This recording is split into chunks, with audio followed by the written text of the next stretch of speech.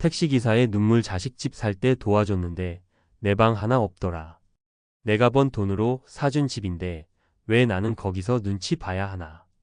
60대 택시기사 어씨의 이야기입니다. 30년 넘게 하루도 빠짐없이 도로 위를 달렸고 허리 삐끗하고 무릎 아픈 날에도 운전대를 놓지 않았습니다. 번 돈의 절반을 자식집 사는데 보탰고 나머지는 겨우 생활비와 차 유지비로 쓰며 버텼죠. 그렇게 내가 좀 고생하면 애들만 잘 살면 되지란 생각으로 인생을 달려왔는데 막상 나이 들어 몸이 아프고 일을 쉬게 되니 달라졌습니다. 자식이 마련한 집에 잠깐 들어가 살게 되었는데 정작 자기 방 하나 없이 거실 한켠에서 눈치만 보는 신세가 된 겁니다. 이게 한두 사람 이야기일까요? 놀랍게도 주변에 비슷한 사연을 가진 은퇴자들이 너무 많습니다. 그들은 가족을 위해 희생했지만 정작 자신을 위한 준비는 하지 않았다는 공통된 후회를 안고 살고 있어요. 그럼 어디서부터 잘못된 걸까요? 어떻게 해야 비슷한 후회를 피할 수 있을까요? 오늘은 은퇴 후의 삶이라는 관점에서 이 이야기를 풀어보려 합니다.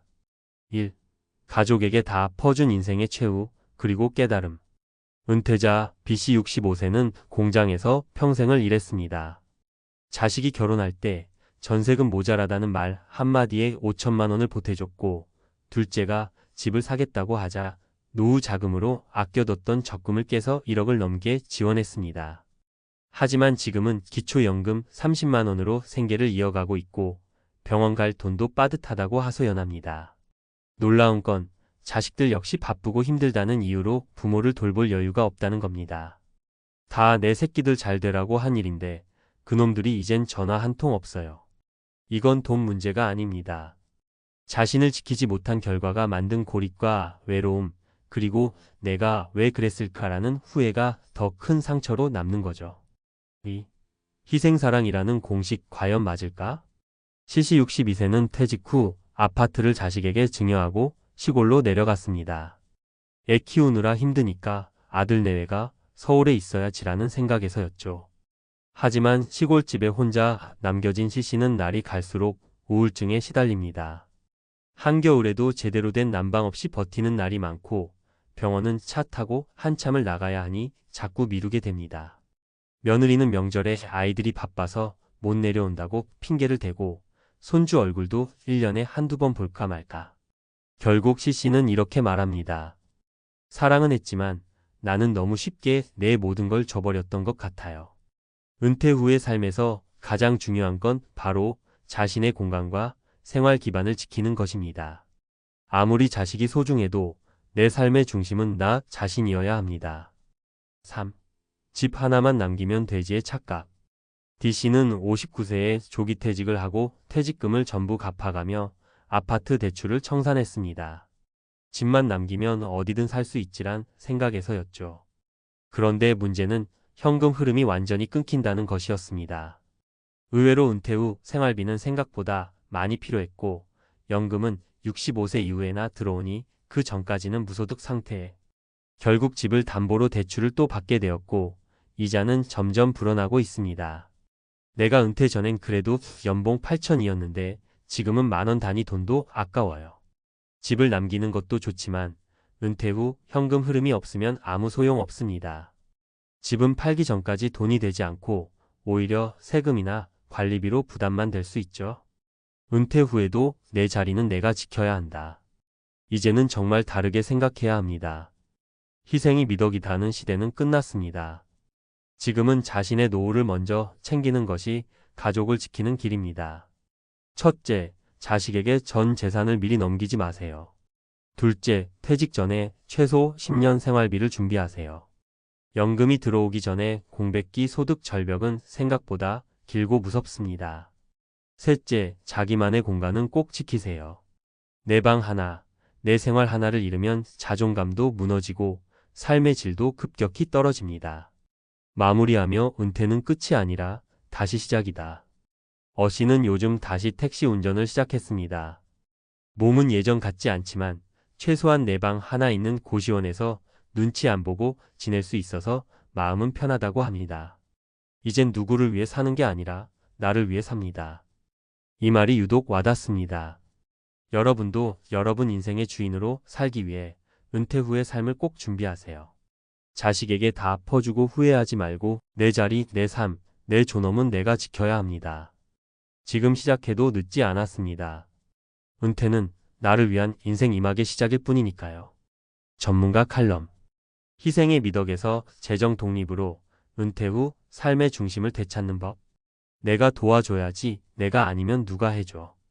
이 말은 한국 부모들이 가장 자주 하는 말 중 하나다. 평생을 내 새끼 잘되게 하겠다는 일념으로 살아온 세대에게는 너무도 자연스러운 사고방식이다. 하지만 지금 그 희생이 과연 합당했는지 돌아보는 은퇴자들이 늘고 있다.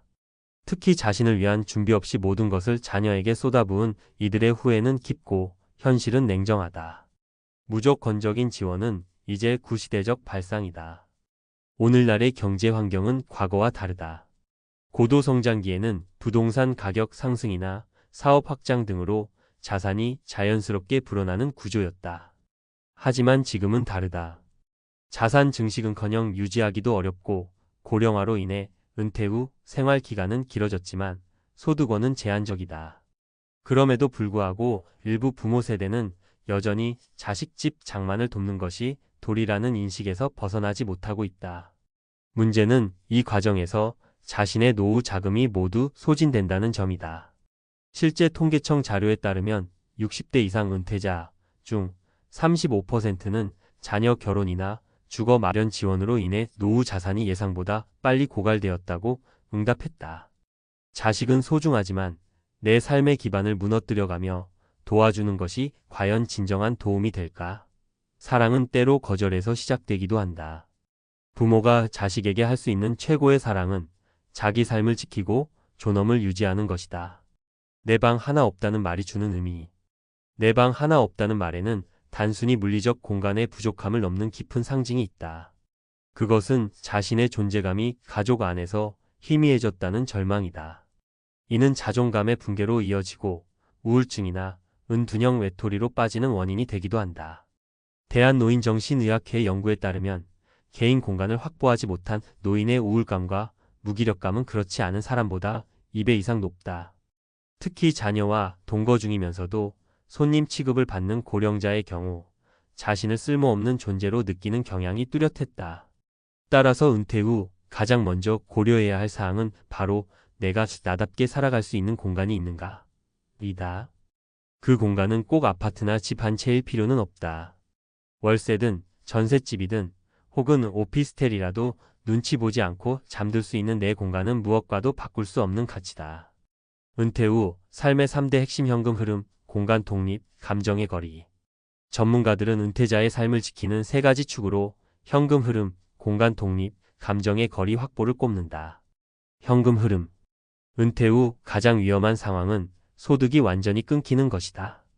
일정한 연금이 있다면 다행이지만 그렇지 않다면 퇴직 전에 반드시 월 10만 150만 원의 안정적인 수입원을 만들어야 한다.